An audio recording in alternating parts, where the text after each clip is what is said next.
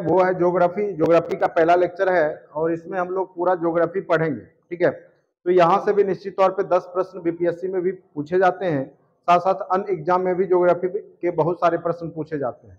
तो आज यह आपका पहला टॉपिक है, तो इसको आप लोग अच्छे से समझने का प्रयास कीजिए और जो भी वीडियो आए उसको लगातार देखेंगे, जिससे कि आपका सिलसिलेवार देखने से ही आपका ज्योग्राफी का कॉन्सेप्ट बनेगा।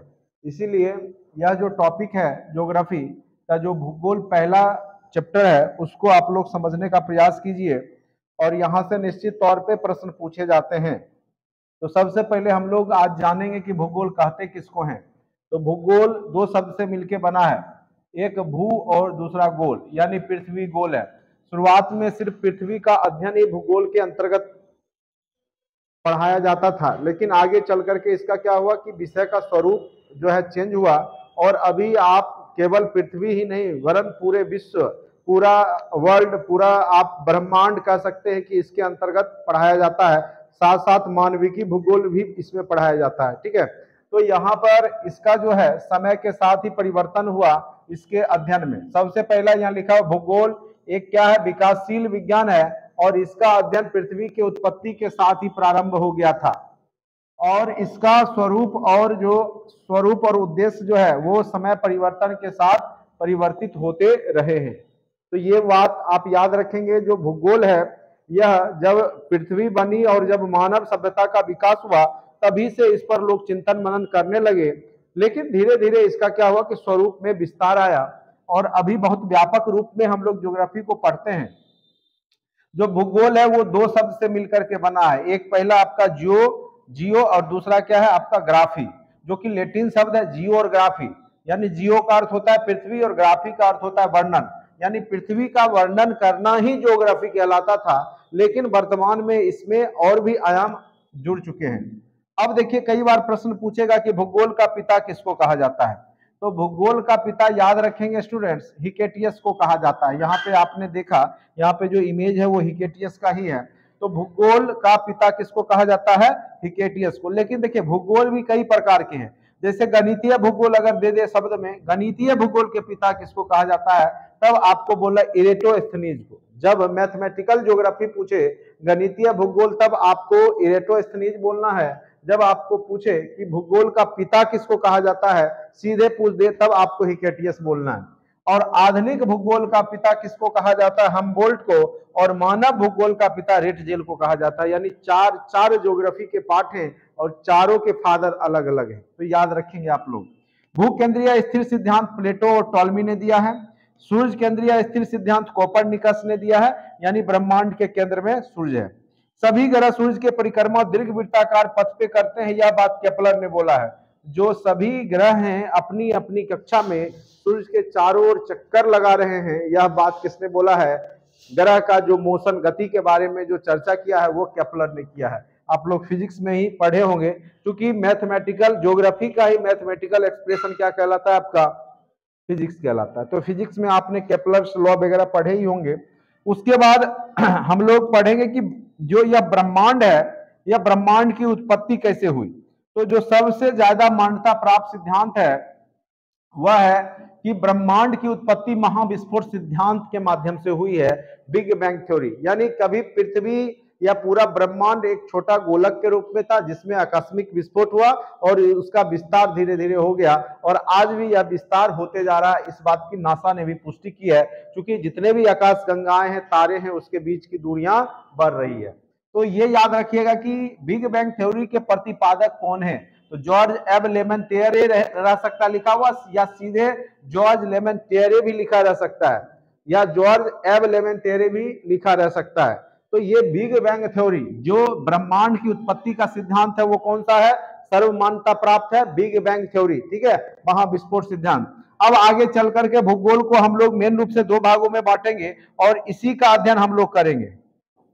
वो दो पार्ट कौन कौन सा है, एक पहला है आपका भौतिक भूगोल और दूसरा है आपका मानवीय भूगोल, जिसमें हम लोग मानव के क्रियाकलाप, रहन सहन, उद्योग धंधा के बारे में अध्ययन करते हैं, वह आपका मानवीय भूगोल कहलाता है। और जिसमें हम लोग नक्षत्र, पृथ्वी, सूर्य, सौरमंडल, इन सब भौतिक जो आवरण है ब्रह्मांड में उसका जब अध्ययन करेंगे तब यह क्या कहलाता है आपका भौतिक भूगोल। तो भौतिक भूगोल में सौरमंडल की उत्पत्ति, नक्षत्रों से सूर्य चंद्रमा एवं पृथ्वी का संबंध, चट्टानों की संरचना, भूक्षरण, निक्षेपण, अपर्दन चक्र, जल, पवन, हिमानी द्वारा निर्मित भूदृश्य, वायुमंडल की दशाएं एवं ऋतु परिवर्तन आदि का अध्ययन हम लोग भौतिक भूगोल में करते हैं। जबकि मानव भूगोल में मानव और उससे जुड़े हुए रहन सहन, वनस्पति, खान पान, ये सब का अध्ययन, उद्योग धंधे का अध्ययन करते हैं। यहां तक आप लोग को समझ में आ गया होगा मानव भूगोल और आपका भूगोल, भौतिकी भूगोल में। अब आते हैं ब्रह्मांड। सबसे पहले हम लोग देखेंगे ब्रह्मांड क्या है। ब्रह्मांड कहते किसको हैं?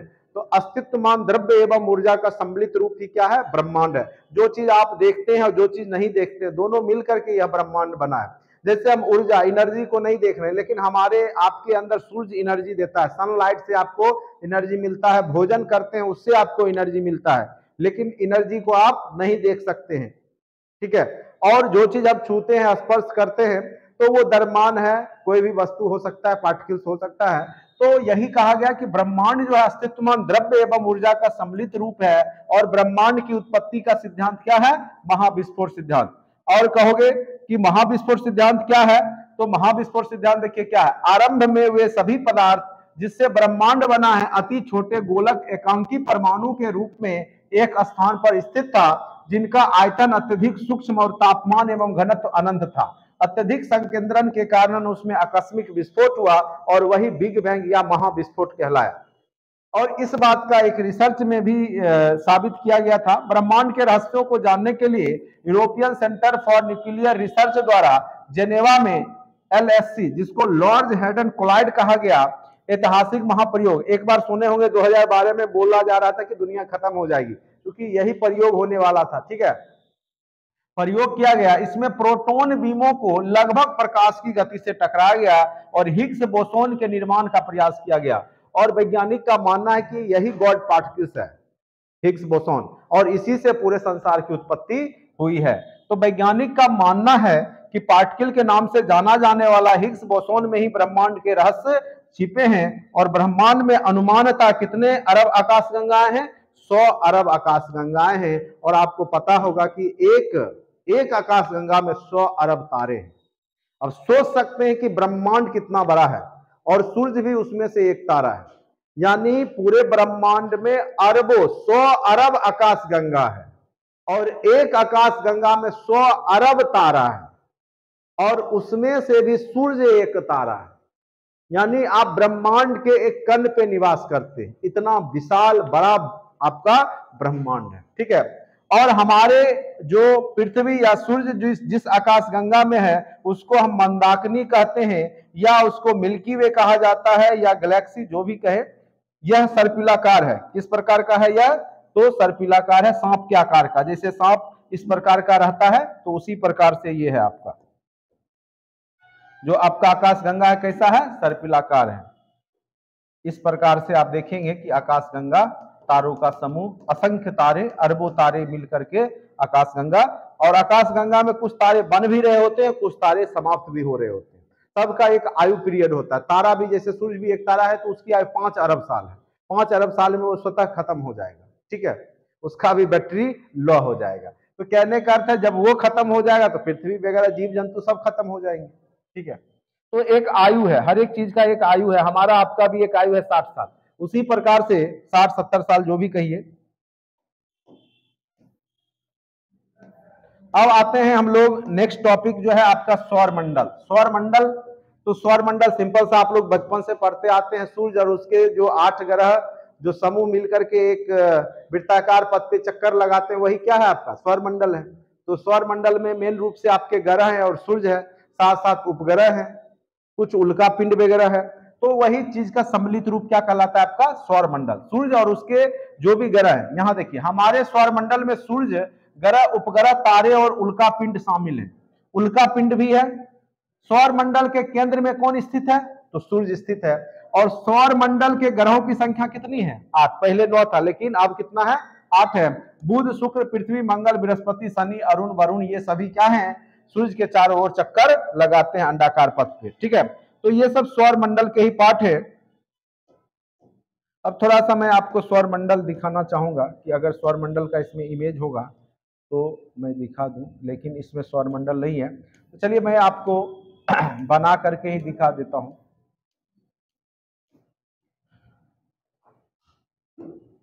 देखिए केंद्र में कौन है? सूर्य है। तो सूर्य के सबसे नजदीक का ग्रह आपका कौन सा है? बुध है। बुध के बाद कौन सा है आपका? शुक्र है। बुध के बाद कौन सा ग्रह है? शुक्र है। शुक्र के बाद कौन सा ग्रह है? पृथ्वी है। कौन सा ग्रह है? पृथ्वी। पृथ्वी के बाद कौन सा ग्रह है? मंगल। कौन सा है? पृथ्वी के नजदीक का ग्रह मंगल है। मंगल के बाद कौन सा है?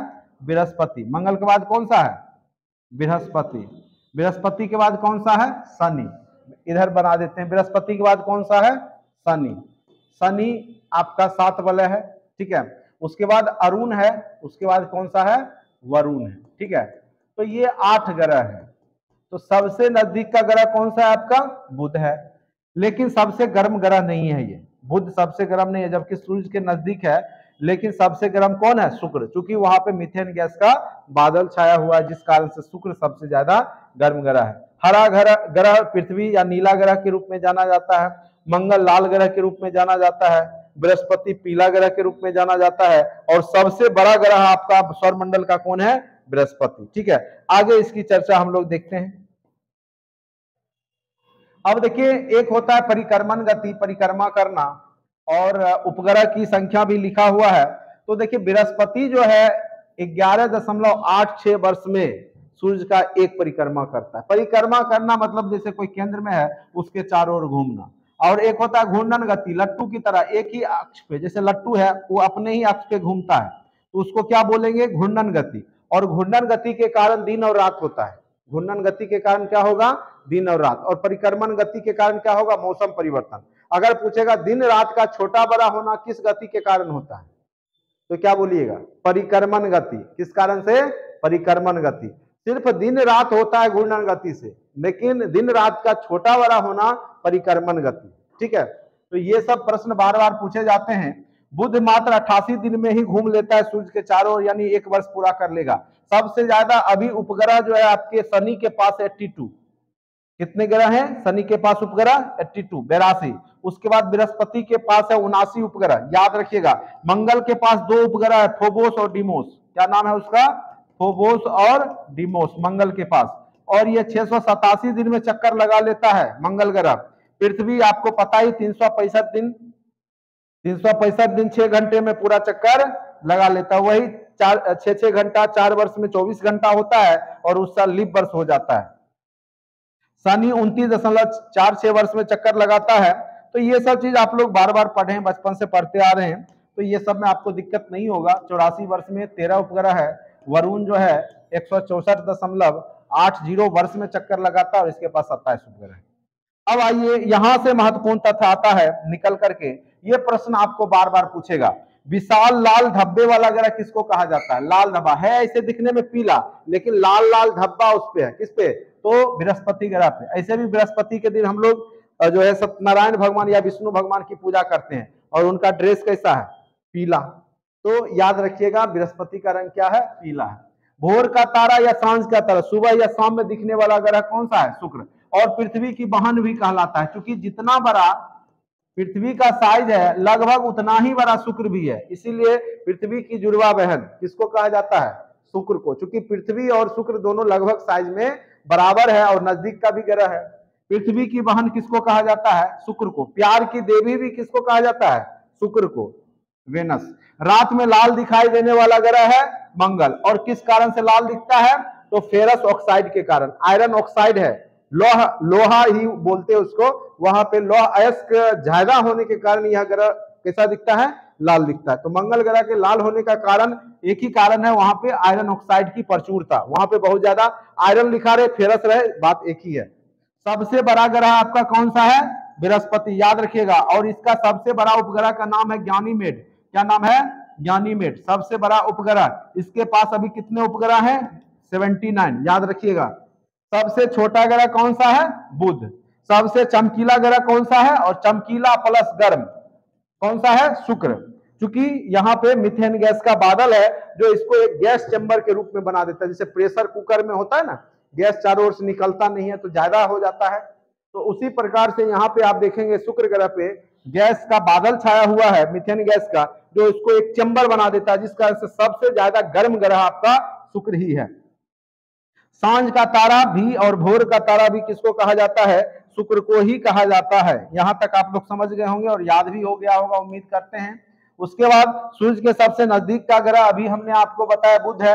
सबसे दूर में कौन है? वरुण है। सबसे ठंडा, जो दूर होगा सबसे ज्यादा ठंडा होगा, स्वाभाविक है, वरुण है। सबसे गर्म आपको वही चीज लिखा हुआ शुक्र है, मीथेन गैस की प्रचुरता के कारण। सौर मंडल का सबसे बड़ा उपग्रह बृहस्पति का, उसका नाम है गैनीमेड। सौर मंडल का सबसे छोटा उपग्रह डिमोस है, मंगल ग्रह का। फोबोस और डिमोस दो उपग्रह किसके हैं? मंगल ग्रह के हैं, ठीक है। और नीला ग्रह किसको कहा जाता है? पृथ्वी को। पृथ्वी को क्या कहा जाता है? हरित ग्रह भी कहा जाता है पृथ्वी को, हरित ग्रह। लेकिन हरा पूछेगा तो आपको वरुण बोलना है।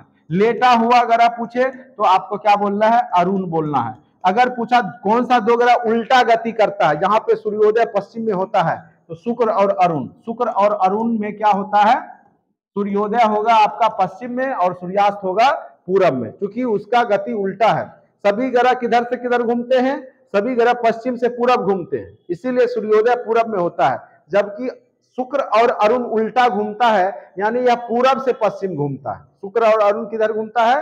पूरब से पश्चिम। ये भी प्रश्न बार बार पूछे गए हैं, कौन सा दो ग्रह उल्टा घूमता है? तो शुक्र और अरुण, ठीक है। अब यहाँ पे साइज के दृष्टिकोण से देखिएगा कि सबसे बड़ा ग्रह कौन सा है? साइज में सबसे बड़ा कौन सा है आपका? बृहस्पति। उसके बाद कौन सा है? शनि। उसके बाद अरुण, वरुण, पृथ्वी 5वें नंबर का सबसे बड़ा ग्रह है। 1 2 3 4 5वें। कई बार पूछेगा पृथ्वी कितने नंबर का सबसे बड़ा ग्रह है, तो 5वें नंबर का सबसे बड़ा ग्रह है। पृथ्वी से हल्का छोटा शुक्र है, उससे छोटा मंगल है, और उससे भी छोटा कौन सा है? बुध, ठीक है। बुध ग्रह सबसे छोटा है। तो यहां तक समझ में आ गया? कोई दिक्कत भी है? सबसे छोटा कौन सा है? बुध। सबसे बड़ा कौन है? बृहस्पति। पृथ्वी कितने नंबर का है? तो सबसे बड़ा बृहस्पति, उसके बाद अरुण, वरुण, उसके बाद कौन सा है? शनि।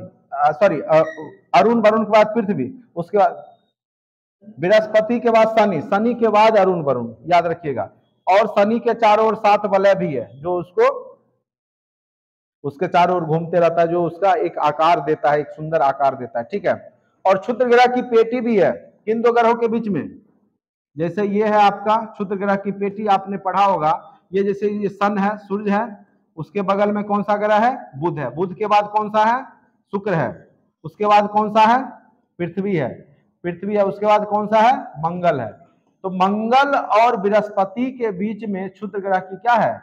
पट्टी है। मंगल और बृहस्पति के बीच में क्षुद्र ग्रह कभी ग्रह हुआ करता था, जो विस्फोट के कारण क्या हो गया? टूट गया और छोटा छोटा टुकड़ा में बटा हुआ है। तो कई बार पूछ देगा कि क्षुद्र ग्रह की पट्टी किस दो ग्रहों के बीच में है, तो याद रखिएगा मंगल और बृहस्पति। चलिए अब यहाँ पे आते हैं। पृथ्वी से सूर्य की औसत दूरी इतना है।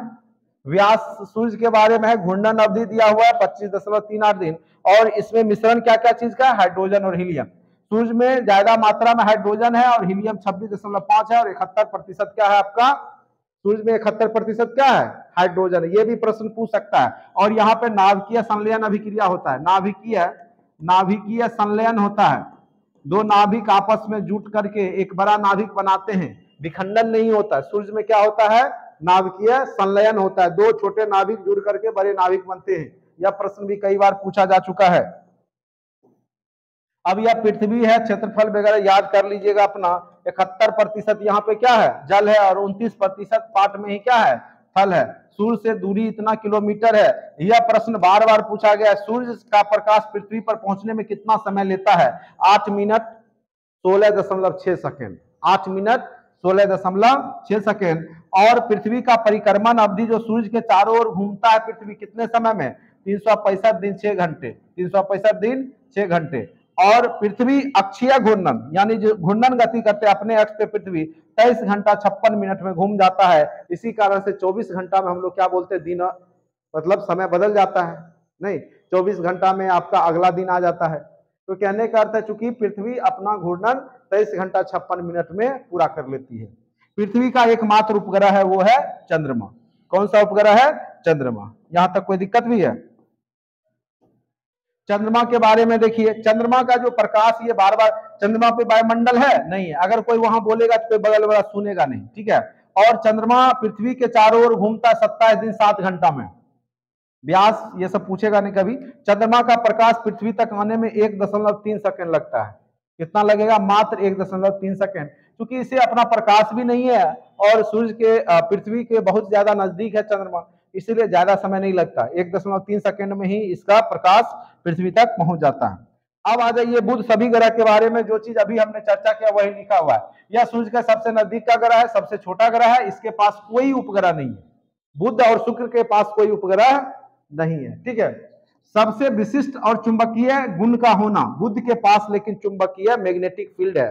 ये अति महत्वपूर्ण लाइन है। यह पूछ सकता है इनमें से किस ग्रह के पास अपना मैग्नेटिक फील्ड है, चुंबकीय क्षेत्र है, वो है आपका बुध। यह सूर्य की परिक्रमा सबसे कम समय में कर लेता है, यानी मात्र 88 दिन में ही आपको हमने बताया कि बुध जो है सूर्य के चारों ओर चक्कर लगा लेता है। अब आइए पृथ्वी, शुक्र या पृथ्वी के निकटतम ग्रह है और यह सबसे चमकीला और गर्म ग्रह है। और किस कारण से है? तो मीथेन गैस की प्रचुरता के कारण। इसे सांझ का तारा, भोर का तारा, पृथ्वी की बहन, प्यार की देवी आदि नामों से जाना जाता है, क्योंकि ये आकार में पृथ्वी के लगभग बराबर है और यह विपरीत दिशा में पूरब से पश्चिम की ओर अपने अक्ष पर घूमता है। यह बात हमने आपको पहले ही बता दिया। दो ग्रह शुक्र और अरुण उल्टा घूमता है, यानी पूरब से पश्चिम घूमता है, बाकी ग्रह पश्चिम से पूरब घूमते हैं। तो एकदम याद रखिएगा ये सब, यही सब प्रश्न बार बार पूछे जाते हैं। बृहस्पति, यह सौरमंडल का सबसे बड़ा ग्रह है। इसका रंग क्या है? पीला है। और ज्ञानीमेड इसका सबसे बड़ा उपग्रह है। मंगल, इसे लाल ग्रह के नाम से जाना जाता है। और लाल किस कारण से है? ये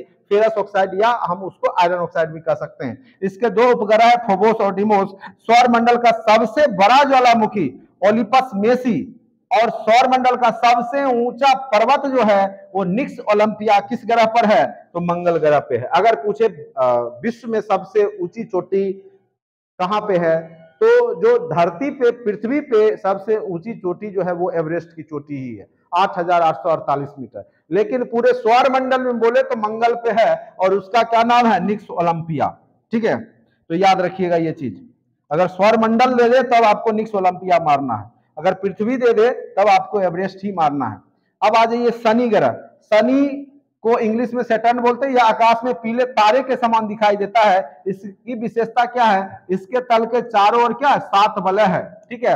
और कुल वलयों की संख्या 7 है। इसका सबसे बड़ा उपग्रह कौन सा है? इसका जो उपग्रह है वो टाइटन है। कौन सा उपग्रह है?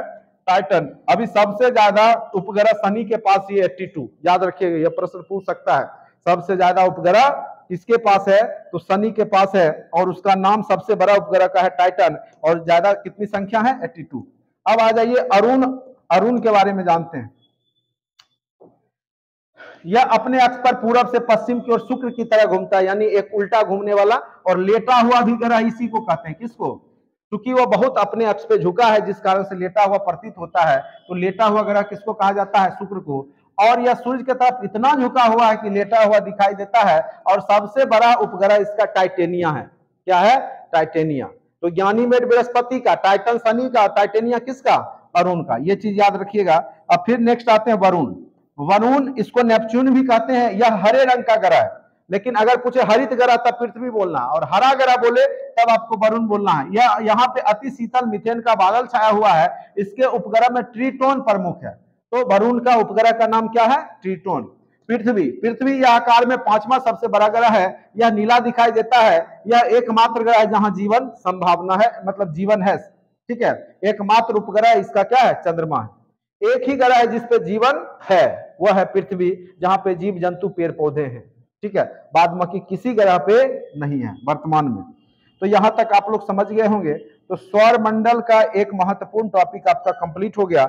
नेक्स्ट क्लास में हम लोग देखेंगे कि पृथ्वी का परिभ्रमण गति, परिक्रमण गति, विषुवत रेखा, कर्क रेखा, देशांतर रेखा, ये सब के बारे में अच्छे से अध्ययन करेंगे। तो आज आपका सौर मंडल चैप्टर हमने अच्छे से आपको बता दिया। इससे ज्यादा प्रश्न आज तक किसी एग्जाम में पूछे नहीं गए हैं सौर मंडल से।